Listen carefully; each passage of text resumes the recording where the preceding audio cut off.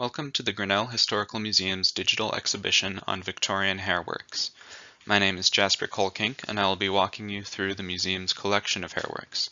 Hopefully, by the end of this presentation, you will have learned a lot about this fascinating tradition and those who practiced it. The practice of weaving jewelry and decorative items from human hair dates back to the 16th century and reached its peak in the 19th century, owing to the strong emphasis on sentimentality in Victorian culture. Hairworks were made using hair from the living and the dead, acting as keepsakes that kept the memory of absent loved ones alive through the phenomenon of synecdoche, where a part becomes the whole in the mind of the beholder.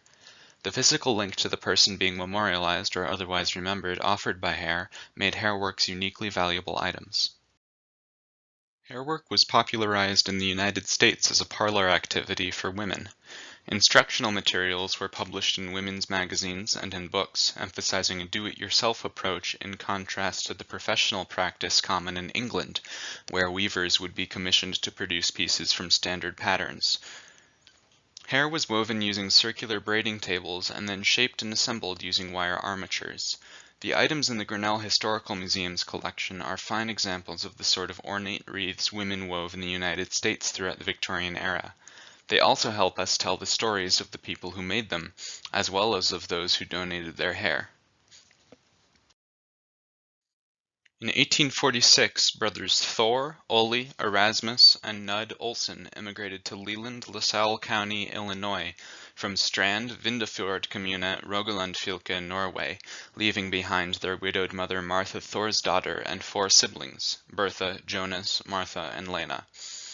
Martha and the rest of her children all eventually came to Leland, where they adopted the name Sawyer, a translation of the name of their family farm, as used by the first 4 Olsen brothers.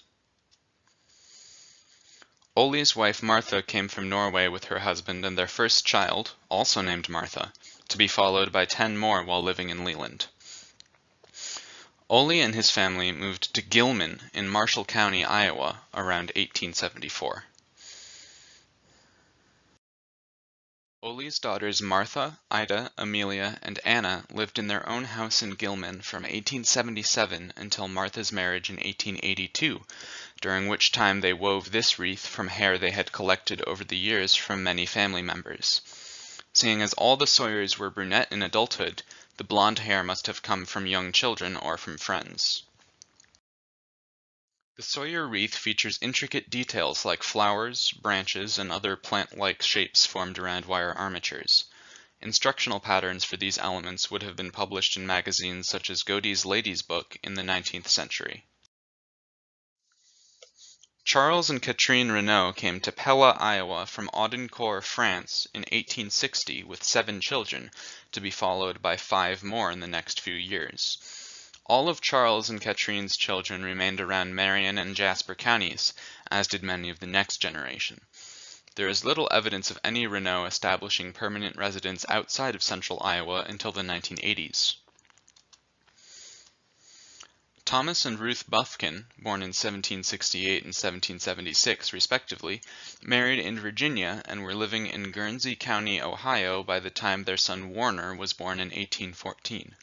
The entire family, including Warner's wife Mary Ann, relocated to Henry County, Indiana by 1838 at the latest.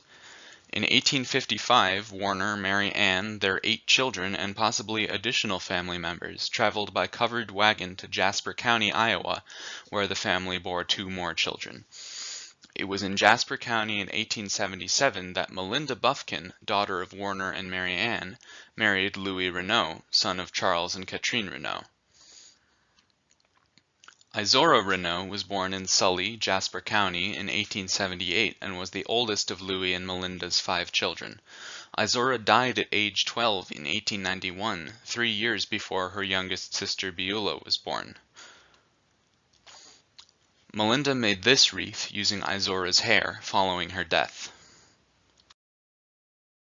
Melinda Renault was likely following the same patterns as the Sawyer girls when she made this wreath, as many of the floral designs bear a striking resemblance to those in the Sawyer piece.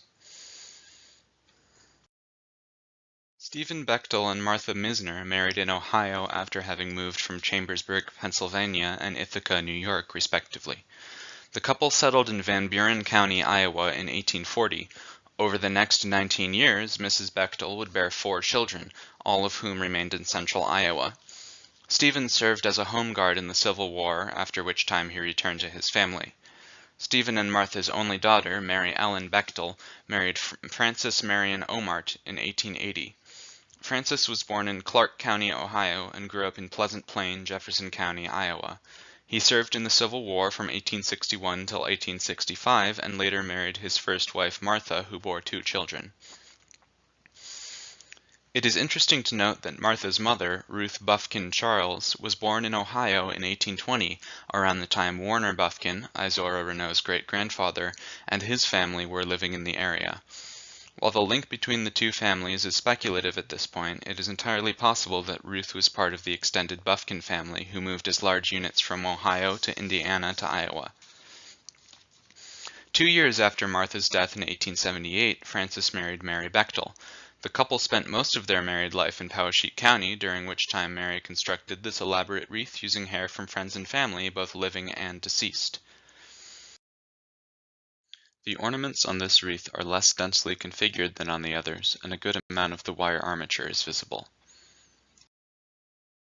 The wreath is divided into sections based on hair donors identified in pencil on the wreath's backing, including Marion Bechtel, Mary's brother who had died at age 21 in 1864, Pearl Bechtel, a relative of Mary's who was present at Francis's funeral in 1919, and Nettie Bailey, a Grinnell resident who was a friend of Mrs. Omart.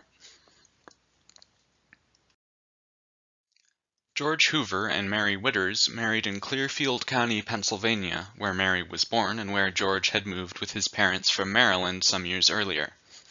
The couple moved to Jasper County, Iowa in 1868.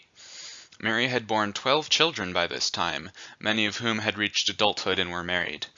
Most of the Hoover children accompanied their parents to Iowa, relocating their families. However, of all of George and Mary's children, only 6 would survive till the turn of the century. Wilhelmina, daughter of John Hoover and granddaughter of George and Mary, married Eli Graham in 1893, by which time most of the extended Hoover family had moved to Poweshiek County. Wilhelmina must have been collecting hair for several decades until she finished this piece in 1934 while living in the town of Grinnell. Included in this piece is hair from Wilhelmina, her parents, aunt, and grandparents, from her siblings, nieces, and nephews, from her children, children-in-law, and grandchildren, and from friends who bore no relation to the family. Wilhelmina was probably working as she collected hair, creating numerous smaller pieces, each from a single donor, and later assembling them within one frame to create a unique work unlike any of the others in our collection. She was not able to get enough hair to weave from some people, instead presenting plain locks. The Grinnell Historical Museum's collection of hairworks may not be the largest, but the items we have tell us about the different approaches to, and reasons for, making art out of hair throughout the late 19th and early 20th centuries. Furthermore, these wreaths serve as portals to this time period and give us a physical link to these families' histories. These hairworks were crafted as a way to remember absent or deceased loved ones. Now they help us tell the stories of their makers.